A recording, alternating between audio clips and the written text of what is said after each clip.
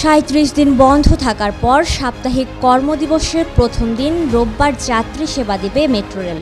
ওই দিন নিয়ম অনুসারে সকাল থেকে রাত পর্যন্ত মেট্রো রেল চালানো হবে, কিন্তু ক্ষতিগ্রস্ত মিরপুর ১০ এবং কাজীপাড়া স্টেশনে থামবে না কোনো ট্রেন। শনিবার মেট্রো রেল পরিচালনাকারী প্রতিষ্ঠান Dhaka mass transit company limited DMTCL এর কোম্পানি সচিব মোহাম্মদ আব্দুল রউফ এ তথ্য জানিয়েছেন।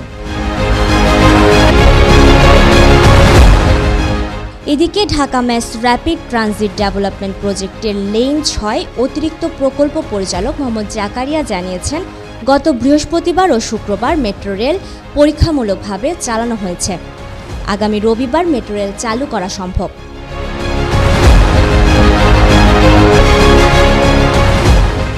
প্রসঙ্গত, ছাত্র জনতার আন্দোলন ঘিরে সহিংসতায় গত ১৮ জুলাই মিরপুর ১০ নম্বর গোল চত্বর এলাকায় মেট্রো লাইনের নিচে পুলিশ বক্সে আগুন ধরিয়ে দেয় দুর্বৃত্তরা।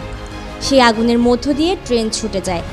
পরে জননিরাপত্তার স্বার্থে ওই দিন বিকেল ৫:৩০টার পর মেট্রো রেল চলাচল বন্ধ করে দেওয়া হয়।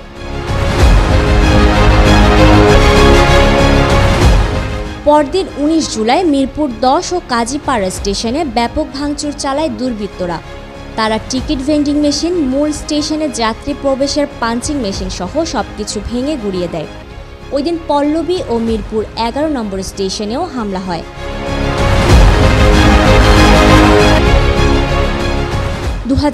সালের ২৯ ডিসেম্বর মেট্রো রেলের উত্তরা থেকে আগারগাঁও অংশ পর্যন্ত সর্বসাধারণের চলাচলের জন্য উন্মুক্ত করা হয়।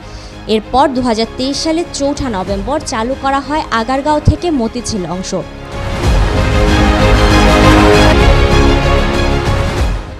উত্তরা উত্তর স্টেশন থেকে মতিঝিল পর্যন্ত মেট্রো রেল চালু হওয়ার পর প্রতিদিন প্রায় ৩ লাখ যাত্রী যাতায়াত করতেন।